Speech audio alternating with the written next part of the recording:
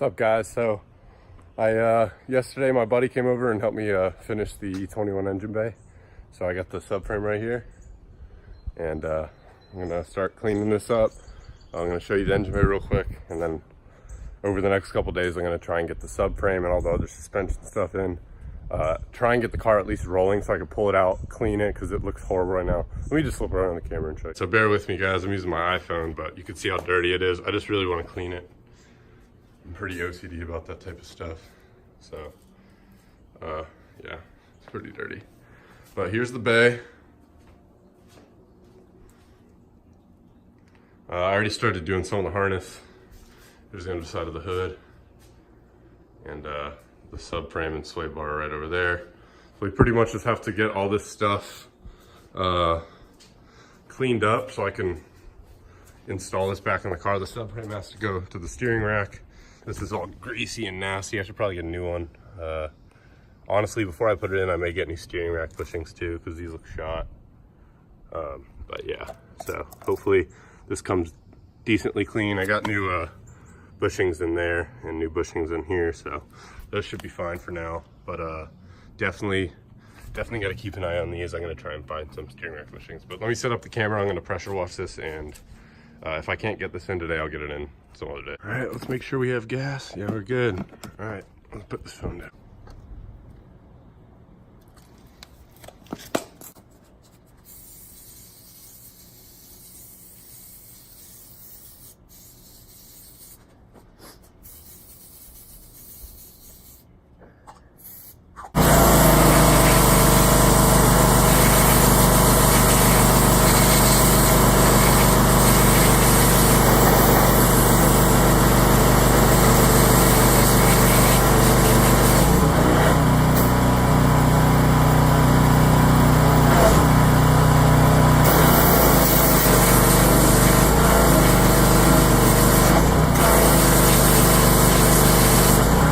Steering rack. I gotta find the right bolts though. I labeled a lot of these nuts and bolts. This one says steering rack. I think that's it. I'm not too happy with how dirty these are. Both the heads are kind of nah. So I'm gonna hit it with the wire real quick and then go through it on the subframe. That's it. I put the subframe on. I scratched it a little bit. It's not too bad. Not gonna see it. Cleaned up the steering linkage shaft thing. The boots don't look too bad, so I'm not going to replace those. Don't pay attention to that, but the bolts look much nicer now, cleaned up. It was definitely worth that. So I don't think I'm going to be able to install this tonight because it's kind of weird to pick up and move around. But I think I'll just wait to get some help actually installing it. But for now, it's assembled. It could be ready. It's ready to pretty much throw in, I guess. We got to do like a heat shield on this side, but about it. So once I get some help, I'll get some more video. All right, don't pay attention to the caster. The sway bar's not in, but just wanted to show what I'm doing today. The cowl cover for this is not on obviously right now. It really just covers the blower motor. It doesn't really cover the right or the left. But I primed it earlier with some etching primer. Now I'm just hitting it with this flat black. I don't really want it to be the same color as the engine bay. I want it to look original. So I'm just gonna hit it with flat black. If this doesn't look good, I'll just sand it down and do it again. And just like that, it's on. Looks a lot better. In there's not ever gonna be painted, so I don't know. I think it looks pretty good in flat black. Sets a little contrast to the bay. Looks pretty OEM. Looks plastic actually, but it's metal. So it's coming together.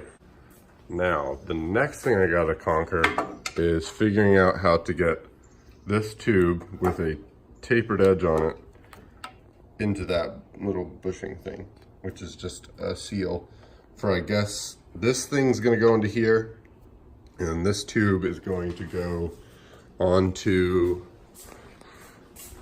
the reservoir on this corner thing. So I'm pretty sure that's how it's going to go. And this sits on the brake master like that, and then I guess this connects to the hose on the clutch master cylinder. All right, so I finally got the clutch master in. The easiest way I found to put the bushing with the hose in it is to take the bushing out, put the hose in, then put everything back in together. Of course, I did this with it out of the car. It was much easier. So now I just got to tighten these two, I think 13 or 14 millimeter, I'm pretty sure 13 millimeter nuts.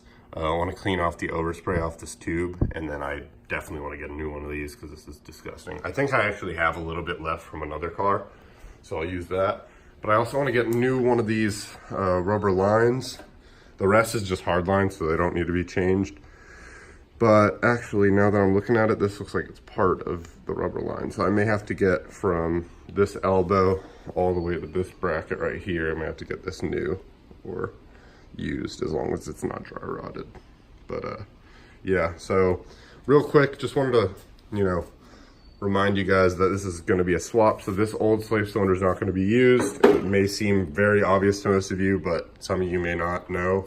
We're not going to be using that. I have a M52 slave cylinder that I'm using. So everything, this is going to be going to the clutch master. This right here is going to go right where this yellow plug is. Oh, just dropped that. But that's going to, you know, curve, run down through that little bracket right there and then go to your transmission. So everything's going to be custom from after, you know, I guess this spot down is going to be all custom. I do have a steel braided clutch line from ECS, but I literally lost it. So I'll have to look through the garage to find it, but I'm going to try and figure out what I'm going to tackle next. This one on ECS, I don't know how long they've had it. I don't know how long they're going to carry it, but they do sell this exact from this right here all the way down here. It's called the clutch line. It's $17 and some change, brand new.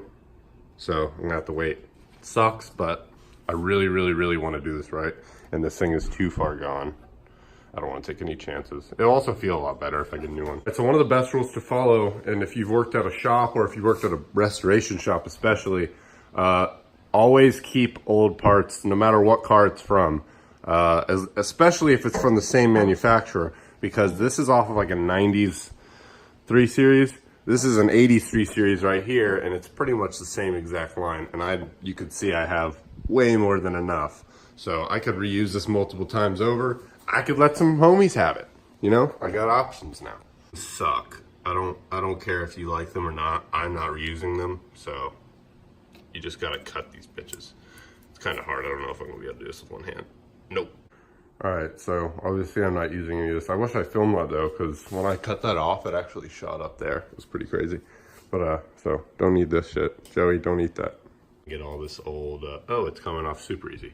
This old overspray from the red. I literally have brake fluid on my finger a little bit, and it's just wiping right off. That's crazy. Let me get some lacquer thinner. So as far as the brake booster, you just stick the push pin thing in the hole, and then all 4 bolts should go through the mounting plate, and I'll just put some nuts on here. I put some electrical tape on there because primer got on that, so don't pay attention. I believe this is how it should look when it's done. I gotta clean this up because I'm not satisfied with how dirty it is, but yeah, brake booster's in. I gotta add some hose to this so I can reach the reservoir, but there we go, should be like that. Okay, so I've attached the brake booster to the brake pedal, and all that is a pin that goes through, I think, this side, and then I just put the clip over here. If that needs to be changed later, I'll just flip it, but it goes either way. I'll probably have to switch it because it looks pretty close to the steering shaft. But now I'm going to do the clutch one, and all that is this bolt with this weird cylinder piece on it that fills this part of the clutch master, and then just a nut. So I got to figure out which way that goes, but I'm going to look on Real OEM, and I'll be back in a second. All right, so for the clutch, it's going to go through this way because it would make the it wouldn't be straight with the master if you put it on the other side. So I'm just going to thread this nut on, and that's taken care of. It's going to be the last thing I do for today, but I want to install this quick tuning shifter. It's just going to be like a sandwich plate chassis mount shifter. The reason I'm doing this is because obviously I'm doing the swap, so it's going to be a lot easier to not have to run the carrier thing for the transmission that holds the little bushing, the plastic bushing. So I'm just going to be using this. We got to sandwich it in between this hole right here, so I'm going to take all this stuff out and try and get that done. Okay, so I took out a screw right here and right here. I also took this one out here. I probably didn't need to do that, but on both sides there are 3 screws, so 6 in total. And I think this should just pop out now. Boom, look at that. Perfect. So now we got to do is clean this up in here and probably take out this foam stuff, or just move it out of the way for a minute, and put the shifter in. The shifter's pretty much just going to sit like this, and we'll put everything back on. Look how good that looks. This is so sick. Holy shit. So this is pretty much what it should look like. You should have your washers and nuts, or your bolts up here, and then underneath you'll have your sandwich plate, and all your bolts go on after that. If I have the washers backwards, I don't really think it's going to matter. This is going to be stationary. So I'm just going to throw this back here just for looks right now, and go ahead and throw all this back on and show you guys what it looks like. And then I'm going to end the video and start back up when I have some more stuff to film. So that's it, guys.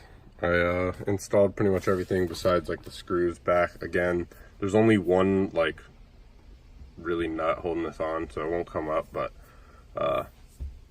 look at that, man. I mean, that looks perfect to me. Perfect height, not too tall, not super short. I mean, it's a good height. There's no armrest on these cars, so it's nice to have this. Actually, I take that back. There may be an option for an armrest, but my car did not get that option. So I'm gonna end the video here. If you guys like it, subscribe, do whatever the fuck you guys need to do. Peace.